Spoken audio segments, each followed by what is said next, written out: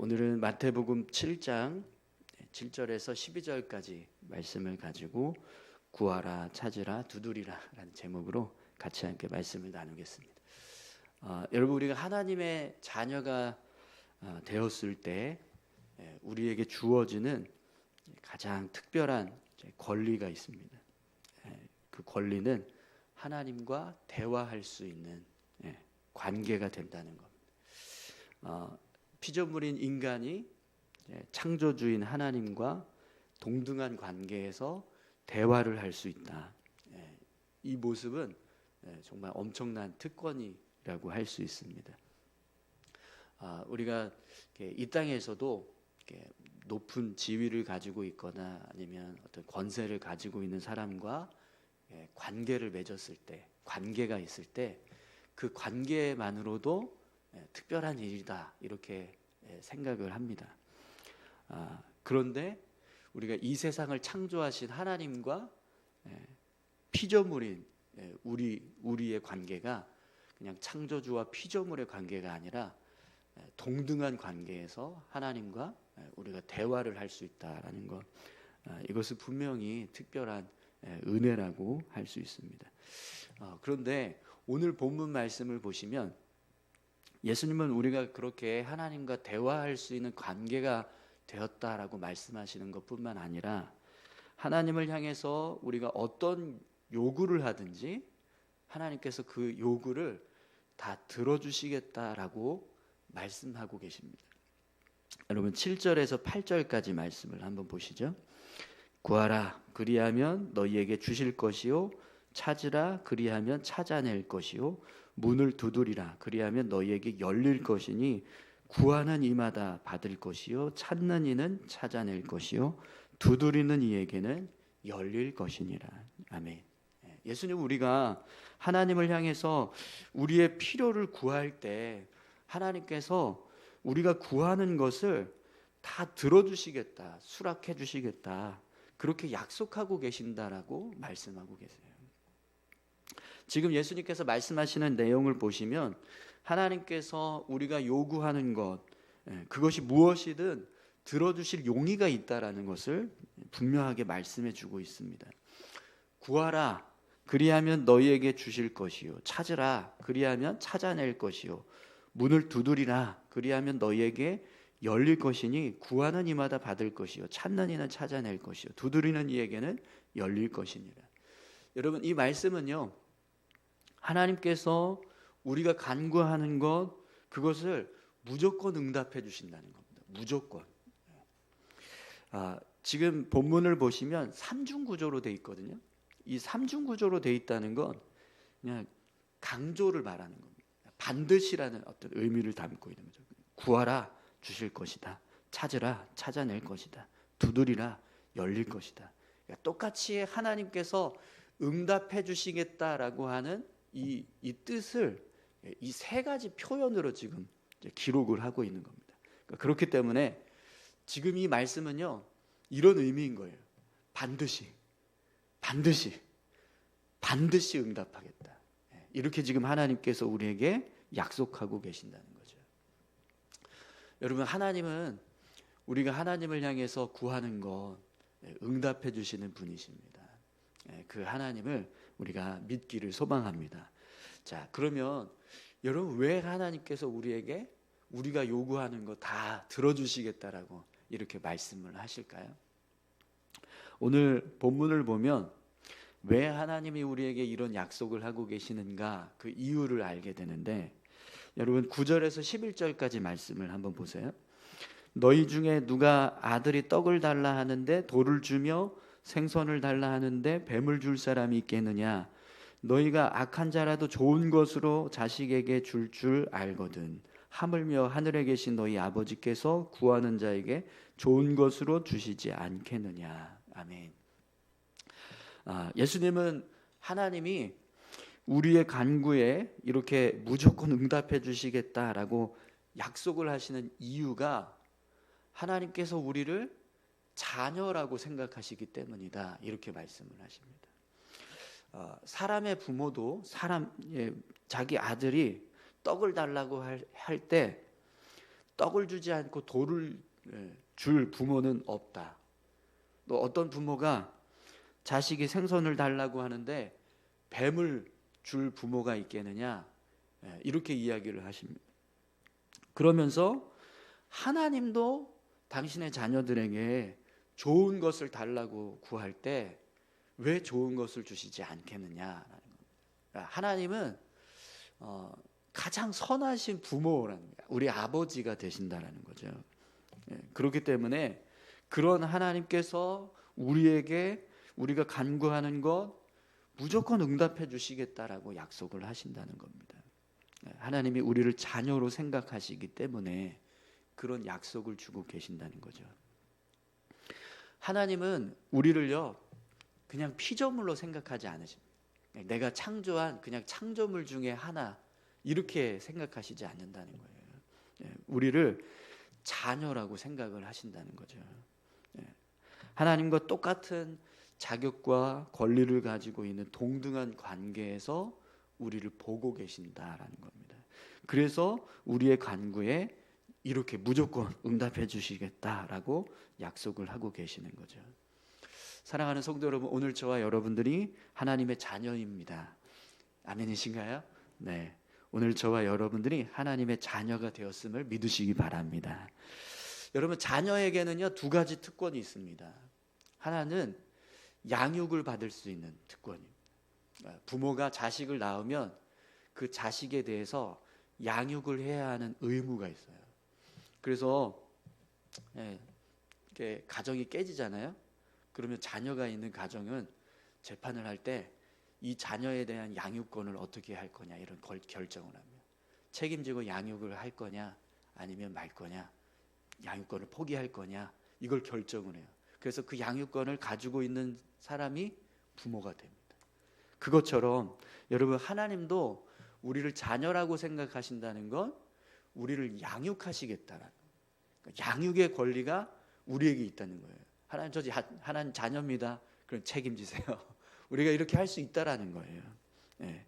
하나님께서 우리를 양육해 주셔야 하는 의무가 하나님께 있다라는 걸 말씀하는 겁니다. 또 한 가지 권리는요, 자녀는 부모의 유산을 상속받을 수 있는 상속의 권리가 있습니다. 부모가 가지고 있는 재산이 무엇이든 자녀는요 그 재산을 물려받을 수 있습니다. 하나님께서 우리를 자녀라고 생각하신다는 건 하나님이 소유하신 것을 우리에게 물려주시겠다라는 의미가 되는 거죠. 그러니까 우리가 하나님의 소유를 상속받을 수 있는 상속자가 되었다라는 겁니다. 그럼 여러분, 이 두 가지 권리들을 생각한다면 하나님께서 우리에게 우리가 간구하는 것 무조건 응답해 주셔야 한다는 걸 알 수 있습니다. 그죠? 하나님 우리를 양육하셔야 하는 의무가 있어요. 그리고 우리에게 하나님이 가지고 계신 걸 물려주셔야 하는 상속의 권리가 우리에게 있는 거예요. 이 두 가지만 가지고 있어도요, 우리는 하나님을 향해서 어떤 요구를 하든지 하나님은 알았어 줄게 이러면서 응답해 주실 수 있는 이유가 된다는 겁니다. 이런 놀라운 특권이 하나님의 자녀들에게 주어집니다. 오늘 저와 여러분들에게도 이런 특권이 주어진 줄 믿습니다. 오늘 저와 여러분들이 이 특권을 가지고 늘 믿음 안에서 살아가실 수 있기를 간절히 소망합니다. 하나님은 우리가 하나님을 향해서 무엇이든지 구하는 대로 주시겠다고 약속하십니다. 그 약속을 붙잡고 날마다 구하시고 또 그 하나님을 붙잡고 살아가시는 저와 여러분들 다 되셨으면 좋겠습니다. 자, 그런데 오늘 본문 말씀을 보시면 12절의 말씀이요 좀 이상한 7절에서 11절까지의 말씀과 이 12절의 말씀은 뭔가 문맥적으로 이렇게 하나가 되지 못하는 것처럼 보여져요. 여러분 12절을 한번 보시겠어요? 그러므로 무엇이든지 남에게 대접을 받고자 하는 대로 너희도 남을 대접하라. 이것이 율법이요 선지자니라. 아멘. 앞에서 예수님이 우리가 하나님을 향해서 구하는 모든 것을 하나님께서 가장 좋은 것으로 무조건 응답해 주시겠다 이렇게 말씀하셨거든요. 그런 말씀들을 하고 있습니다. 그런데 갑자기 그러므로 무엇이든지 남에게 대접을 받고자 하는 대로 너희도 남을 대접하라. 이런 말씀을 지금 하고 계십니다. 여러분, 이 12절의 말씀을 보시면 앞에서 말씀하고 있는 내용과 뭔가 문맥적으로 맞지가 않아요. 그죠? 이 구하라, 주실 것이요, 찾으라, 찾을 것이요, 문을 두드리라, 열릴 것이다. 이렇게 말씀하고 계시는 내용과 그러므로 무엇이든지 남에게 대접을 받고자 하는 대로 너희도 남을 대접하라. 이 말씀은 뭔가 이어지지가 않습니다. 그런데 오늘 본문을 보시면 그러므로라고 하는 단어가 붙어 있어요. 이 그러므로라고 하는 단어가 무슨 뜻이냐면 앞에 있는 내용의 결론으로 이렇게 이야기하는 거라는 거예요. 근데 지금 앞에서 있는 쭉 내용들을 봤을 때는 왜 이게 결론이지? 라고 생각할 수밖에 없는 내용입니다. 근데 예수님께서 이게 결론이야 라고 하시면서 말씀을 하고 계신다는 거죠. 그럼 왜 12절이 이 앞에 있는 내용들의 결론이 되는가? 사실 오늘 이 12절은요, 그냥 이 7절, 오늘 우리가 읽었던 7절부터 11절까지만을 이 결론 짓고 있는 말씀이 아니라 5장 17절부터 시작했던 예수님의 가르침들의 결론입니다. 5장 17절부터 시작해서 예수님이 여러 가지 가르침을 주셨어요. 근데 그 가르침들을 다 결국에는 이 11절까지, 7장 11절까지 포함을 해서 결론이다, 이렇게 말씀하시는 겁니다. 그래서 오늘 이제 12절 이제 마지막 부분에 보시면 이것이 율법이요 선지자니라, 이렇게 말씀을 하고 계시죠. 자, 그러면 왜 이 12절 말씀이 결론이 되는가? 우선 12절 말씀이 어떤 의미인지를 우리가 좀 이해를 해야 되는데, 예수님께서 뭐라고 말씀하시냐면 너가 다른 사람에게 대접을 받고 싶다면 먼저 다른 사람을 대접하는 사람이 되라, 이렇게 말씀을 하십니다. 여러분, 우리가 남에게, 다른 사람들에게 대접을 받고 싶은 마음이 있습니다. 그죠? 그런데 그런 대접을 받고 싶다고 해서 그냥 무조건 대접을 받는 게 아니라 지금 예수님께서 말씀하시는 건 그렇게 대접을 받고 싶다면 우리가 어떻게 해야 된다는 거예요? 똑같이 대접해야 된다는 거예요. 근데 이 말씀 안에는요, 이런 논리가 담겨져 있어요. 하나님께서 우리에게 어떤 복을 주세요. 하나님이 우리를 축복해 주시고, 오늘 본문의 말씀만 같은 경우에도 하나님이 우리를 자녀라고 생각해 주셔서 우리의 간구에 무조건 응답해 주시겠다라는 이런 은혜를 주시겠다고 지금 약속하세요. 그럼 여러분, 이 은혜를 받으려면 어떻게 해야 돼요? 하나님의 자녀가 되어요. 하나님께서 우리에게 은혜를 주시고 어떤 복을 주실 때 그 복이 부어지게 되는 대상은 그냥 아무에게나 그런 복을 주시는 게 아니라는 거예요. 그런 복이 임하려면 먼저 그런 복을 받을 수 있는 사람이 되어야 한다는 거예요. 하나님께서 우리에게 우리의 간구에 무조건 응답해 주시겠다라고 약속하실 때 이 약속의 전제는요, 너가 하나님의 자녀다, 하나님의 자녀가 되었을 때 그때 내가 너의 기도에, 너의 간구에 무조건 응답해 주겠다, 이렇게 지금 약속하고 계신다는 거예요. 그러면 여러분, 하나님의 자녀는 아무나 하나님의 자녀가 됩니까? 성경에서 우리에게 하나님의 자녀다라고 할 때 그 조건을 이렇게 말씀합니다. 영접하는 자, 그 이름을 믿는 자들에게는 하나님의 자녀가 되는 권세를 주셨으니. 예수님 영접하는 사람, 예수님을 믿는 사람, 그 사람이 하나님의 자녀라고 말씀을 하세요. 근데 여러분, 그러면 예수님을 영접한다는 게 뭘까요? 예수님 믿습니다, 이렇게 입술로만 고백하면 예수님 영접하는 겁니까? 그렇지 않습니다. 성경은 우리에게 하나님의 자녀가 되었을 때의 자격을 그냥 단지 내가 말로만 믿어요, 내가 영접했습니다, 이렇게 한다고 해서 하나님의 자녀라고 말하지 않는다는 거예요. 요한복음 14장 21절 말씀해 보면 예수님께서 이렇게 말씀하십니다. 나의 계명을 지키는 자라야 나를 사랑하는 자니 나를 사랑하는 자는 내 아버지께 사랑을 받을 것이요 나도 그를 사랑하여 그에게 나를 나타내리라. 이게 예수님께서 말씀하신 하나님 자녀의 모습. 나를 영접한 자, 나를 믿는 자, 그 모습이 이런 모습이라는 거죠. 그리고 이런 모습으로 우리가 하나님의 자녀가 되었을 때 결국에는 하나님께서 우리에게 이런 은혜를 주시겠다고 약속하고 계신다라는 겁니다. 하나님의 자녀로서 합당한 모습이 있습니다. 그 모습을 세워갈 때 오늘 우리가 하나님께서 주시는 이 놀라운 은혜들을 누리면서 사는 복된 삶이 될 수 있다라는 거예요. 그래서 오늘 이 12절 말씀이 예수님의 가르침의 결론입니다.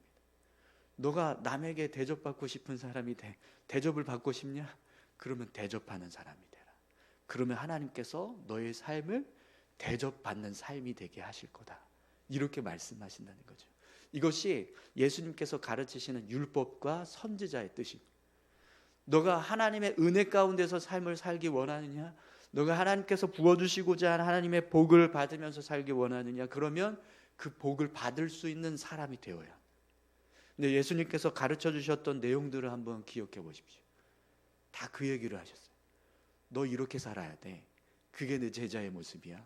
너 이렇게 행동해야 돼. 너 이렇게 말해야 돼. 너 이렇게 생각해야 돼. 이게 내 제자의 모습이야. 이렇게 말씀하셨거든요. 그리고 그렇게 살아갈 때 내가 너에게 이렇게 응답해 주겠다. 이걸 오늘 본문에서 말씀해 주고 있다라는 거예요. 여러분, 우리가 구하는 거 무조건 하나님이 응답해 주신다. 얼마나 좋은 일입니까? 그죠? 내가 구하는 거 다 주시겠다는데, 근데 이런 놀라운 특권을요, 하나님이 아무에게나 주시는 게 아니라는 거예요.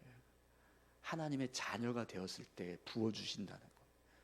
사랑하는 성도 여러분, 오늘 저와 여러분들이요, 하나님 자녀 되시기를 소망합니다. 누군가에게 대접을 받고 싶으십니까? 대접하는 사람이 되십시오. 하나님에게 복을 받고 싶으십니까? 그러면 복 받을 사람이 되십시오. 그런데 예수님께서 5장 17절부터 지금까지 11절까지 쭉 말씀하셨던 내용이요, 하나님의 복을 받을 수 있는 사람의 모습을 말씀해 주고 있습니다. 오늘 저와 여러분들이 예수님께서 가르쳐 주셨던 그 예수님의 제자됨의 모습들을 기억하면서 그런 삶을 살기 위해서 힘쓰시면 오늘 저와 여러분들의 삶은요, 분명히 하나님께서 우리가 요구하는 거 다 들어주시는 그런 풍성한 은혜로 우리 삶이 채워지게 될 줄 믿습니다. 우리 같이 함께 기도하실까요?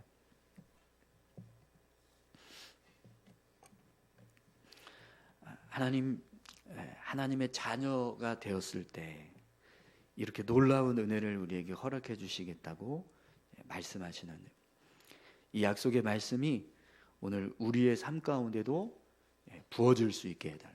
하나님, 우리가 정말 하나님의 자녀다운 모습으로 우리의 믿음을 세우고 우리의 삶을 세워갈 수 있게 해주셔서 하나님께서 주시는 은혜 누리며 살아가는 복된 삶이 되게 해주십시오. 우리 이렇게 같이 함께 기도하기 원합니다. 함께 기도하시겠습니다. 하나님 아버지, 감사합니다. 하나님, 우리의 삶이, 우리의 믿음이 하나님께서 말씀하시는